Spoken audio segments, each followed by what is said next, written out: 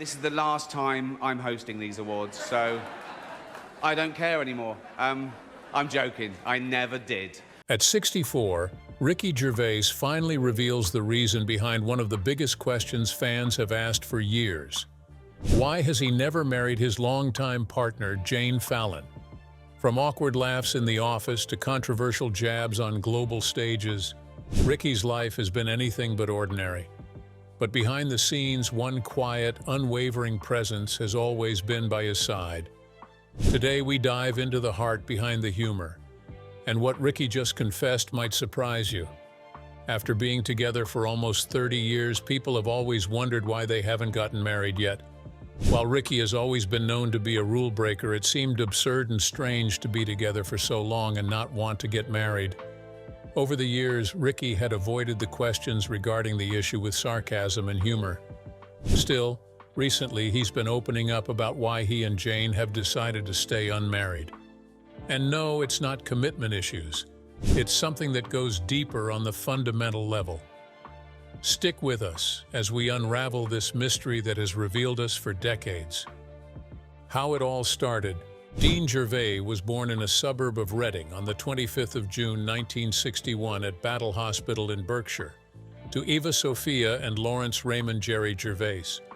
His father was a hod carrier and laborer, while his mother was a simple housewife. His father, born in Ontario, Canada, was of French-Canadian descent.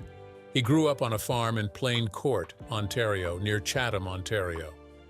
Lawrence emigrated to the United Kingdom while on foreign duty during the Second World War. He met Eva Sophia during a blackout and fell in love immediately. They eventually got married and moved to Whitley, Reading, where they decided to settle down and start a family. They eventually had 4 children: Larry, Marshall, Bob, and the last of their children, Ricky. His father passed away in the year 2002, while his mother passed away of lung cancer in the year 2000 at the age of 74. She was English. Gervais has mentioned in interviews that, as an 11-year-old, he asked why his siblings were so much older than he was. His mother bluntly told him that he was a mistake. He told a television host that he and his brother Bob spent most of their mother's funeral crying with laughter. The vicar had asked them to tell him something about their mother before the service, with Gervais saying, "My brother, just trying to wind up the vicar, said she was a keen racist." And the vicar said, "I can't say that." So Bob went, "Oh, okay then, she liked gardening." Growing up, Ricky had a very inquisitive mind. He was always asking questions and wondering why things were what they were. He was a terror to his teachers in class because of this.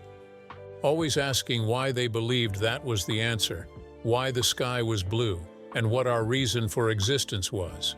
Not questions to expect from an 8-year-old. Gervais attended Whitley Park Infants and Junior Schools and received his secondary education at Ashmead Comprehensive School. His parents especially found this to be disturbing. As people who had no academic affiliations, they could not seem to answer his questions and tried to shut him up as best as they could. But Ricky was adamant and found reasons to question that too. Gervais's career in comedy also began young, but that didn't mean that his sense of humor was appreciated. People always found his jokes disturbing and offensive. Through his comedy, Gervais boldly challenged popular beliefs and superstitions. Gervais has expressed appreciation for his family's extreme and sometimes dark humor. One person he is especially close with is his brother Bob. While his parents rebuked him and tried to divert his attention when his questions became too complicated for them to handle, Bob always encouraged him to ask questions and seek answers with evidence. It had led to him asking his mother a profound question on one particular day that altered his belief in life.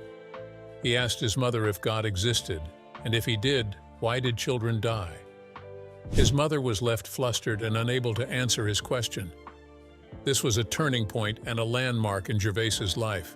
He became obsessed with the answer, and when no one could give him solid evidence of God's existence, he decided to become an atheist at the young age of 8. Over the years, the subject of Gervais's doubt of the existence of God has come up in his shows and interviews, and he hasn't been afraid to state his stance on the matter. God does not exist to him because there isn't enough scientific evidence to prove it. But how has this belief affected his life personally? It's like, do we show him where the bathroom is? Or do we just let him, I can feel that, and I can see the tension. Today, the younger version of himself is magnified in his adulthood.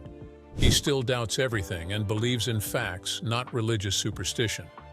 His career is based on questioning the status quo and criticizing how the world handles sensitive issues. While everyone seems to take them seriously, Gervais has decided to tackle them with humor. He lives a life based on facts and is very real and down to earth. He speaks his mind with a blunt honesty that some find offensive. But Gervais has never been a people pleaser and doesn't plan on starting anytime soon. After high school, he spent a year at home working as a gardener at the University of Reading and trying to decide what to do with his life. Having questions that seemed no one could answer, he decided to try education. School could have the answer to the many questions that plagued his mind. After all, it was the institution of knowledge. He attended University College London, UCL, in 1980. He intended to study biology but could not fit in with his professors. He just could not find satisfaction in the course he had picked. Then he discovered philosophy, a course that suited his personality quite well. It didn't take him long to transfer. After 2 weeks, he changed from biology to philosophy and stayed there throughout his stay at the university. He graduated with a lower second-class honors degree in the subject from University College London in 1983. During his time there, he met Jane Fallon, with whom he has been in a relationship since 1982. Ricky and Jane, an unusual love story. I can do it for a couple of days. I know. It must be great, though, Jane. That's not your life. No. That's just a part of your life. One constant presence in Gervais's life had been his longtime partner, Jane Fallon. A love story has not been built on passion alone, but on trust and a deep connection that many of us have been unable to understand over the years. They met at university, both looking forward to the future. The connection between them had been instant. Gervais, coming from a humble home where money was tight and who had more questions than answers, and the bright and intelligent Jane Fallon with a dream of publishing a best-selling book someday. They didn't match on paper, but in real life, they were able to find a way to make it work. They discovered they had the same goals and aspirations as they continued talking. Both wanted to make it in life. They both had dreams and ideas that questioned the status quo and were content in being out of the norm. They were regarded as the outcasts with their crazy ideas and found this amusing. But most of all, they were comfortable with each other. No pressure to be someone other than themselves for the other person's comfort. There was a mutual understanding and a shared sense of humor. She looked at him, a young man seeking to find his place in the world, and she loved him for who he was and how he needed to be loved. There was no talk about marriage or wedding lists. They were all right the way they were. There was no need for anything to change. They stayed together because they wanted to, not because they had to. Besides, their connection was real, and they did not need a piece of paper to prove this to the world. Looking at them, it is evident that she loved him and he loved her, and they wanted to stay together. For them, that was enough. According to a close friend of Gervais, when asked why he didn't want to get married, he said he didn't want to replace the meaning of their relationship with a ritual. He didn't want Jane just to become his wife. Instead, he wanted her to be known as his partner, his equal in all ways. She was priceless. With what they had, there was no name to put on it. Names can be changed, but their bond will forever stay true. Sometimes when people get married, they stop trying. They have finally ticked one of their boxes on their list and feel like that phase of their life is over. But love is never done. There's always room for improvement. People change, and so does their love language. Love isn't supposed to make you indifferent. It's supposed to keep you on your toes and make you feel young and alive. But the main reason he doesn't wish to tie the knot with his longtime partner officially is his religious beliefs or lack of faith in religion. According to him, marriage is an institution formed based on the region and accepted by the state. But as an atheist, he doesn't need God's approval to be with his partner because God does not exist. In his words, There's no point in us having an actual ceremony before the eyes of God because there is no God. And he doesn't need the state's permission either, because what they feel for each other and how they determine their relationship is no one else's business except theirs. They have also decided not to have children. For him, Jane was enough. They were comfortable with only the two of them and did not feel the need to be more. They were complete, just him and Jane in their perfect family of two. Gervais said they didn't fancy dedicating 16 years of their lives, and there are too many children, of course. They contribute to society by fighting for animal rights and raising awareness of mental health issues. To them, their contributions are no less valid just because they didn't come in the form of parenting. They still take time to mentor the younger generation. But for now, they are all they need and are not ready to share each other with anyone else yet. Of course, their relationship has not been welcomed with open arms. People have been skeptical about them, considering their relationship broken and spinning tales of infidelity and commitment issues. These critiques have come not only from the outside, but also from within family members and close friends. In a society obsessed with labels and rituals, they stick out like a sore thumb. They were an anomaly that did not fit into society's boxes, but then they have never lived for anyone's comfort. People felt like their decision to stay unmarried was a failure, and those words coming from loved ones hurt sometimes, but their decision has been made, and their relationship would be on their terms, not based on other people's opinions. Their relationship was not bound by religion, but by choice. They are together, not because oaths and vows bind them, but because they decided to be together. Their love for each other is not tied to a piece of paper. Instead, the strings that bind them together come from the heart. They are not bothered about whether they tick the right boxes or not. They are happy, and that's the goal. To spend the rest of your life with someone who made you happy. They didn't need a piece of paper to make that decision. In their hearts, Gervais is to Jane as Jane is to Gervais. Simple and easy, with nothing to complicate it. While many people have had speculations over the years, they have been together for almost 35 years, which means whatever they are doing, it's working for them. They aren't sorry for being different. This trust of theirs has been one of the things that has bonded them together over the years. They were unapologetic about who they were and the choices they made. For Gervais, everybody has the right to feel upset or offended. In his world, free speech trumped people's feelings.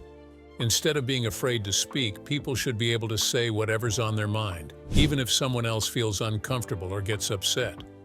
Over the years, he has experienced criticism because of this. Some admire his boldness and respect the fact that he is brutally honest.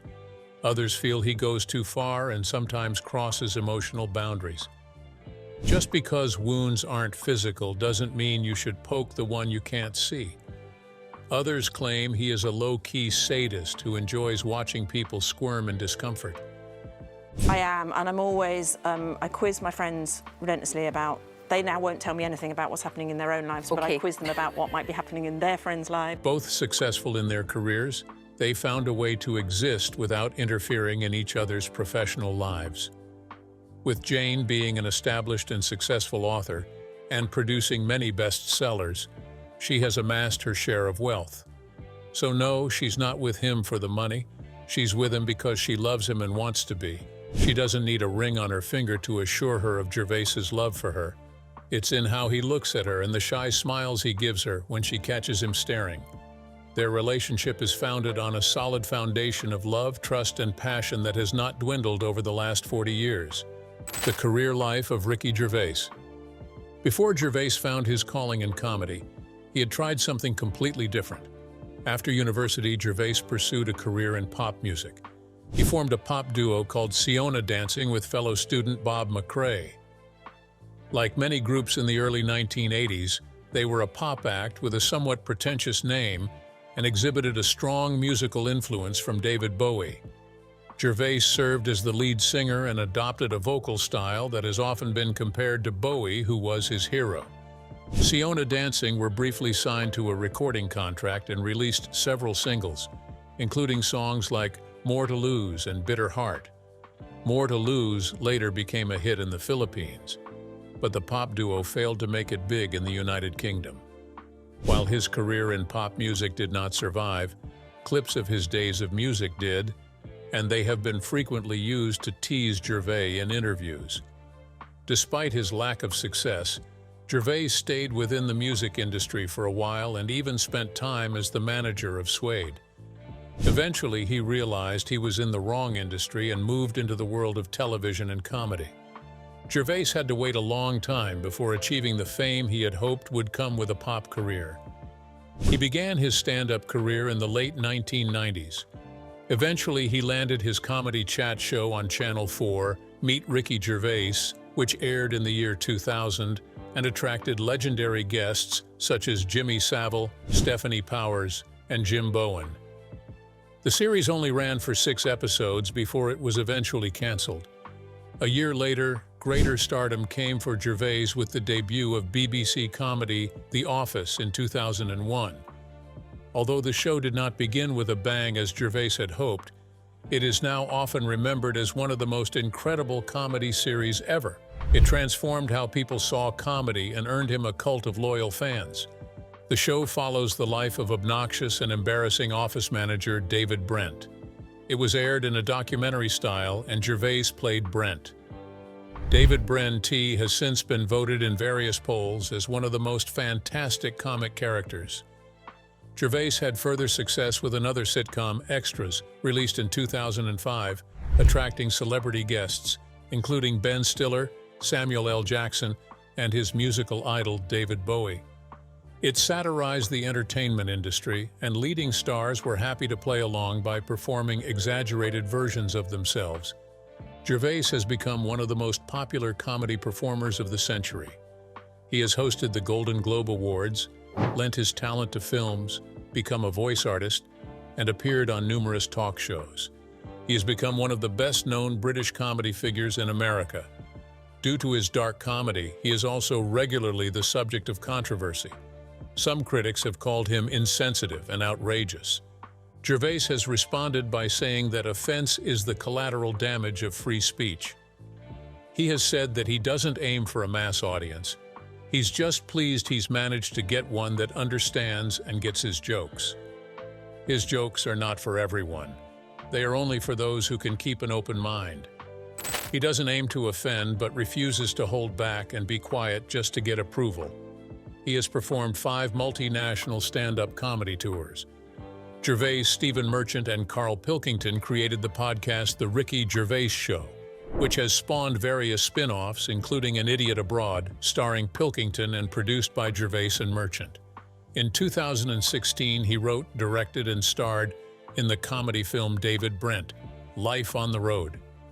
Gervais has also starred in the Hollywood films For Your Consideration, The Night at the Museum film series trilogy Ghost Town, and Muppets Most Wanted. He wrote, directed, and starred in the 2009 romantic comedy film The Invention of Lying and the 2016 Netflix-released comedy film Special Correspondence. Unapologetically me. Just like Jeffrey Epstein. Shut up! I know he's your friend, but I don't care. Gervais has been vegan for some time. For an atheist and a humanist, Gervais is an outspoken atheist who has openly criticized organized religion. In December 2010, he wrote an article for the Wall Street Journal giving reasons why he chose to doubt the existence of God. He has also been making jests of religious beliefs and practices in his stand-up comedy shows. While others get a good laugh about it and some agree with him, others find his comedy to be disrespectful. But when asked about this, Gervais has said that he is not intentionally trying to hurt anyone or be rude to anyone with such beliefs. Instead, he tries to relay his beliefs with a touch of humor. He takes no offense at those who take offense at his jokes. He's not mocking people who have those beliefs. But he is also exercising his rights to question those beliefs. Over the years, Gervais has earned himself a reputation for being blunt and unapologetic. His jokes always seem to consist of sensitive topics such as religion, gender, and even demise. While some appreciate his dark sense of humor, many people find it disturbing. He has also been known to criticize celebrities, mocking their wealth and sense of importance. One unforgettable moment occurred during the Golden Globe Awards. It took place when the controversy of Jeffrey Epstein was still fresh in people's minds. He stood on the stage of the Golden Globe Awards, and while staring at the audience, told them, "Look, I know he was your friend.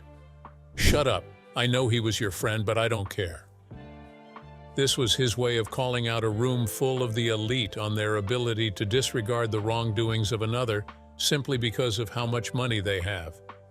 Epstein had been charged with trafficking and later passed away in jail. But before his imprisonment, he had been one of the most important figures in the financial industry. He had said it unapologetically, and it left people feeling divided.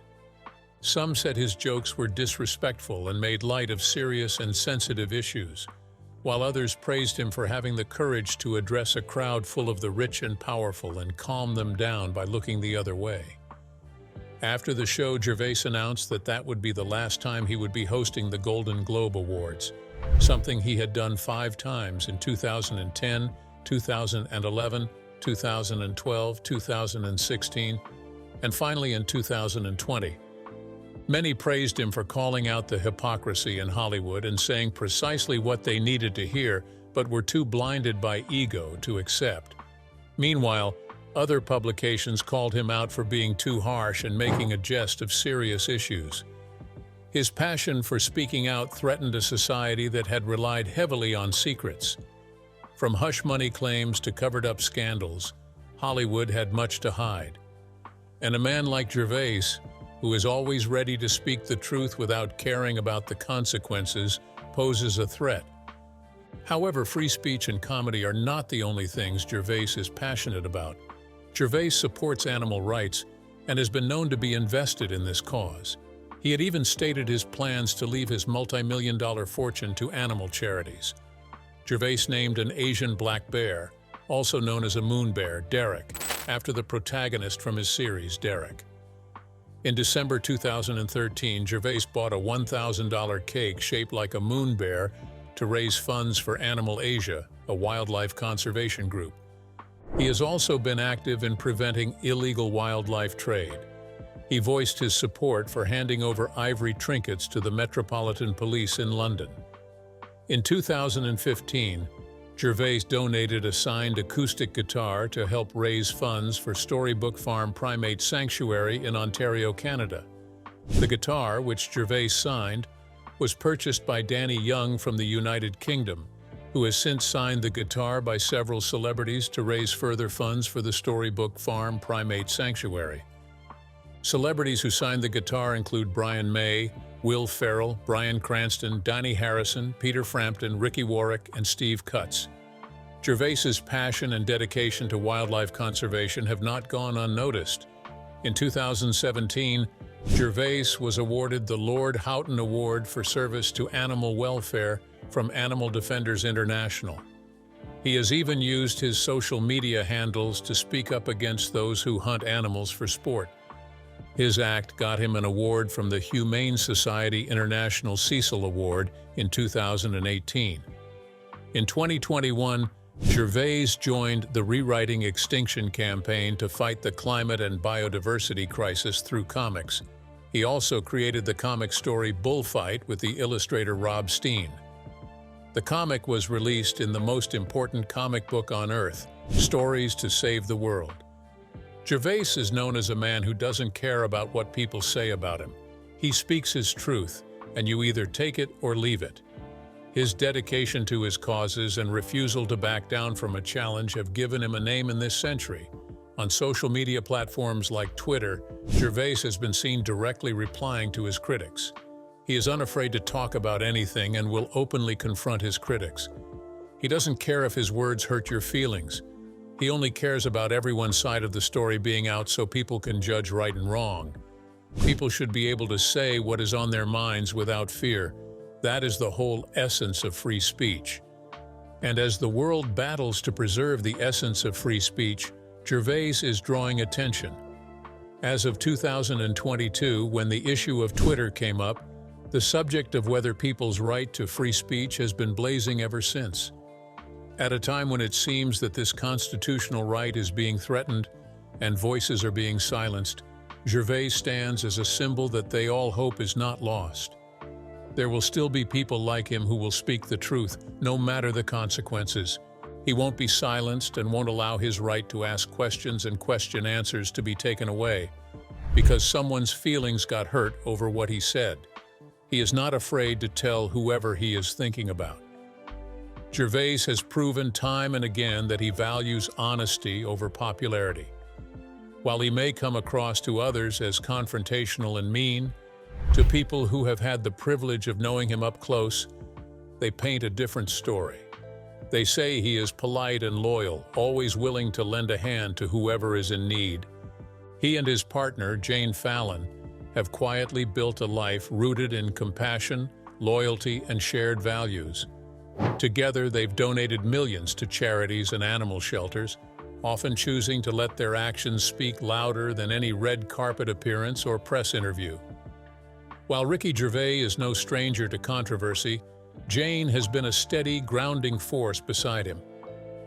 Although his comedy is often polarizing, praised by some, criticized by others, those closest to him recognize a deeper intent. Many fellow comedians and writers have applauded Ricky for daring to say what others won't, for exposing hypocrisy in celebrity culture, politics, and society.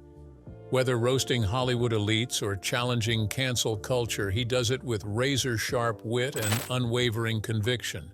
He is not everyone's favorite, and he knows it. But even his harshest critics often admit they respect him for his boldness. He doesn't pander, doesn't play it safe, and doesn't back down. Ricky Gervais has made a career of speaking the truth as he sees it, no matter the cost. And that defiance, that courage, is part of what makes him stand out. His relationship with Jane is one of the few constants in his ever-evolving life. They live together with their beloved cat. And although they keep their private life off the main stage, occasional glimpses on social media show a relationship that's humorous, supportive, and full of quiet joy. Their bond is built on deep friendship, mutual respect, and years of growing together without the pressures of traditional labels. In a world obsessed with celebrity drama and tabloid scandals, Ricky and Jane have quietly carved out one of the most stable, authentic partnerships in the entertainment world. It's not flashy, it's not performative, but it's real, and that perhaps is the biggest win of all. So what are your thoughts and comments on Ricky Gervais and his beliefs and relationships? Do tell us in the comments section. Also, don't forget to share, like, and subscribe. Bye.